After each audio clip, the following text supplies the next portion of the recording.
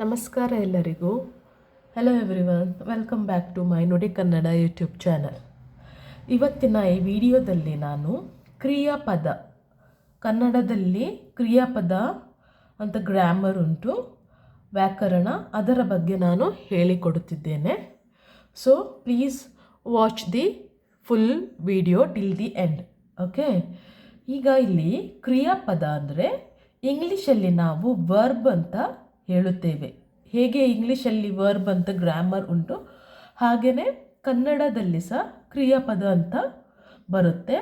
ಇದನ್ನು ನಾವು ಇಂಗ್ಲೀಷಲ್ಲಿ ವರ್ಬ್ ಅಂತ ಹೇಳುತ್ತೇವೆ. ವರ್ಬ್ ಅಂದರೆ ಆ್ಯಕ್ಚುಲಿ ಆ್ಯಕ್ಷನ್ ವರ್ಡ್, ನಾವು ಮಾಡುವ ಕ್ರಿಯೆಯನ್ನು ತೋರಿಸುವ ಪದವನ್ನು ಕ್ರಿಯಾಪದ ಹೇಳುತ್ತೇವೆ. ಇಲ್ಲಿ ನೋಡಿ, ಕ್ರಿಯಾಪದದ ಮೀನಿಂಗ್ಸ್ ನಿಮಗೆ ಅರ್ಥ ಆಗುತ್ತೆ. ಕ್ರಿಯಾಪದ ಎಂದರೆ ಒಂದು ವಾಕ್ಯದಲ್ಲಿ ಕೆಲಸ ಅಥವಾ ಕ್ರಿಯೆಯನ್ನು ಸೂಚಿಸುವ ಪದ. ಕ್ರಿಯೆಯನ್ನು ಅಂದರೆ ಅದೇ ಆ್ಯಕ್ಷನನ್ನು, ಕೆಲಸವನ್ನು ಮಾಡುತ್ತಿರುವ ಆ ಪದವನ್ನು ಸೂಚಿಸುವ ಪದಕ್ಕೆ ನಾವು ಕ್ರಿಯಾಪದ ಅಥವಾ ವರ್ಬ್ ಅಂತ ಹೇಳುತ್ತೇವೆ. ಇಂಗ್ಲೀಷಲ್ಲಿ ಹೇಳುವುದಾದರೆ verb indicates physical actions, mental actions or states of being. ನಮ್ಮದು ನಾವು ಯಾವ ಎಲ್ಲ ರೀತಿಯಲ್ಲಿ ದೈಹಿಕವಾಗಿ, ಮಾನಸಿಕವಾಗಿ ಹಾಗೂ ಪ್ರೆಸೆನ್ಸಲ್ಲಿ ನಾವು ಏನು ಮಾಡುತ್ತೇವೆ, ಯಾವ ಕಾರ್ಯವನ್ನು ನಾವು ಮಾಡುತ್ತಿದ್ದೇವೆ, ಆ ಕಾರ್ಯವನ್ನು ಸೂಚಿಸುವ ಪದವನ್ನು ಕ್ರಿಯಾಪದ ಅಂತ ಹೇಳುತ್ತೇವೆ. ಈ ಕ್ರಿಯಾಪದದಲ್ಲಿ ಒಂದು ಮೇನ್ ರೂಲ್ ಉಂಟು. There is a main rule, ಮುಖ್ಯ ನಿಯಮ ಉಂಟು. ಅದು ನಾವು ಕನ್ನಡದಲ್ಲಿ ಪಾಲನೆ ಮಾಡಬೇಕಾಗುತ್ತದೆ. ಅದು ಏನಂದರೆ, ಈಗ ನಾವು ಇಂಗ್ಲೀಷಲ್ಲಿ ವರ್ಬ್ ಅಂತ ಹೇಳುತ್ತೇವೆ, ಬಟ್ ಆ ವರ್ಬನ್ನು ಎಲ್ಲಿ ಮತ್ತು ಯಾವಾಗ ಉಪಯೋಗ ಮಾಡುವುದು, ಹೇಗೆ ಯೂಸ್ ಮಾಡುವುದು ಅಂತ ಗೊತ್ತಿರಬೇಕು. ಇಂಗ್ಲೀಷ್ ಮತ್ತು ಕನ್ನಡ ವಾಕ್ಯ ರಚನೆಯಲ್ಲಿ ಒಂದು ಮುಖ್ಯ ವ್ಯತ್ಯಾಸವಿದೆ. There is a main difference between in English and Kannada while making a sentence. ಈಗ ಇಂಗ್ಲೀಷಲ್ಲಿ ನೋಡುವುದಾದರೆ, in English verb comes in middle. ನೋಡಿ, ಇಲ್ಲಿ ಇಂಗ್ಲೀಷಲ್ಲಿ ನಾವು ಸೆಂಟೆನ್ಸನ್ನು ಕ್ರಿಯೇಟ್ ಮಾಡುವಾಗ ವರ್ಬ್ ಆ ವಾಕ್ಯದ ಮಧ್ಯದಲ್ಲಿ ಬರುತ್ತದೆ. ಕ್ರಿಯಾಪದವು ಮಧ್ಯದಲ್ಲಿ ಬರುತ್ತದೆ. ಅಂದರೆ ಫಸ್ಟ್ ಸಬ್ಜೆಕ್ಟ್ ಬರುತ್ತೆ.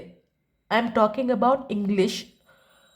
ಇನ್ English subject will come first plus verb in middle, then object at the end. ಇದು ಇಂಗ್ಲೀಷಲ್ಲಿ.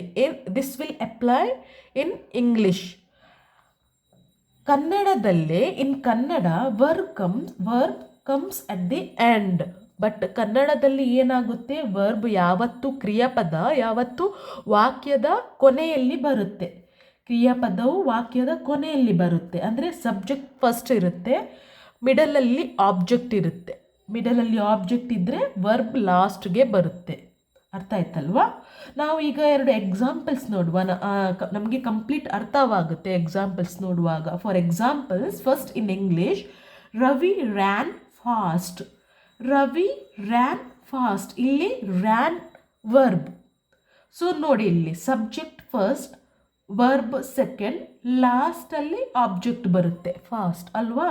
Verb is in middle in English. ಅದೇ ಕನ್ನಡದಲ್ಲಿ ಇದನ್ನು ಟ್ರಾನ್ಸ್ಲೇಟ್ ಮಾಡಿದಾಗ, ಇನ್ ಕನ್ನಡ ಇದು ಇಲ್ಲ, ರವಿ ವೇಗವಾಗಿ ಓಡಿದನು. ಕನ್ನಡದಲ್ಲಿ ಏನಾಗುತ್ತೆ, ರವಿ ವೇಗವಾಗಿ ಓಡಿದನು. Ran comes at the end. ಓಡಿದನು ಕ್ರಿಯಾಪದ ಎಂಡ್ಗೆ ಬರುತ್ತೆ ಕನ್ನಡದಲ್ಲಿ. ಅರ್ಥ ಆಯ್ತಲ್ವಾ? ಹಾಗೆ ಒನ್ ಮೋರ್ ಎಕ್ಸಾಂಪಲ್ ನೋಡುವ, ಕಂಪ್ಲೀಟ್ ಅರ್ಥ ಆಗಲಿಕ್ಕೆ. ಇನ್ ಇಂಗ್ಲೀಷಲ್ಲಿ ನಾವು I eight food.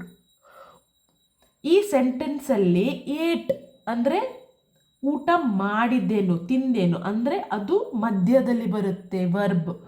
Eight is the verb in English and it comes in middle. Subject, verb, object. ಅದೇ ಇನ್ ಕನ್ನಡ, ನಾನು ಊಟ ಮಾಡಿದೆನು. ಮಾಡು ಈಸ್ ದಿ ಕ್ರಿಯಾಪದ, action word. So action word ಎಲ್ಲಿ ಬಂದಿದೆ ಈ ವಾಕ್ಯದಲ್ಲಿ? ಕೊನೆಯಲ್ಲಿ ಅಲ್ವಾ? ಸೊ ಇದು ಡಿಫ್ರೆನ್ಸ್ ಇರುತ್ತೆ ಇಂಗ್ಲೀಷ್ ಮತ್ತು ಕನ್ನಡದಲ್ಲಿ. So confuse ಮಾಡಿಕೊಳ್ಳಬೇಡಿ. ಇಂಗ್ಲೀಷ್ ಮತ್ತು ಕನ್ನಡವನ್ನು ಕಂಪೇರ್ ಮಾಡುವಾಗ ಇಂಗ್ಲೀಷಲ್ಲಿ ವರ್ಬ್ ಮಿಡಲಲ್ಲಿ ಬರುತ್ತೆ, ಹಾಗೆ ಕನ್ನಡದಲ್ಲಿ ವರ್ಬ್ ಎಂಡಲ್ಲಿ ಬರುತ್ತೆ ಅಲ್ವಾ. ಸೊ ಇವುಗಳೆಲ್ಲ ವರ್ಬ್ ಪದಗಳು. ಮಾಡಿದೆನು, ಓಡಿದನು, ಫಾರ್ ಎಕ್ಸಾಂಪಲ್ಸ್ ಹೇಳಿದೆನು, ಹಾಗೆಯೇ ತುಂಬಾ ಉಂಟು. ಹಾಡಿದೆನು, ಹಾಗೆ ಎಲ್ಲ ಇವುಗಳೆಲ್ಲ ಏನು ಕ್ರಿಯಾಪದಗಳು, ವರ್ಬ್ಸ್. ಅರ್ಥ ಆಯ್ತಲ್ವಾ?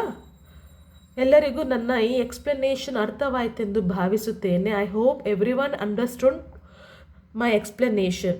For more videos please subscribe to my Nudi Kannada YouTube channel. ನಂದು ನುಡಿ ಕನ್ನಡ ಯೂಟ್ಯೂಬ್ ಚಾನಲ್ ಉಂಟು. ಹಾಗೆಯೇ whoever in Facebook, please follow my ನುಡಿ ಕನ್ನಡ Facebook page.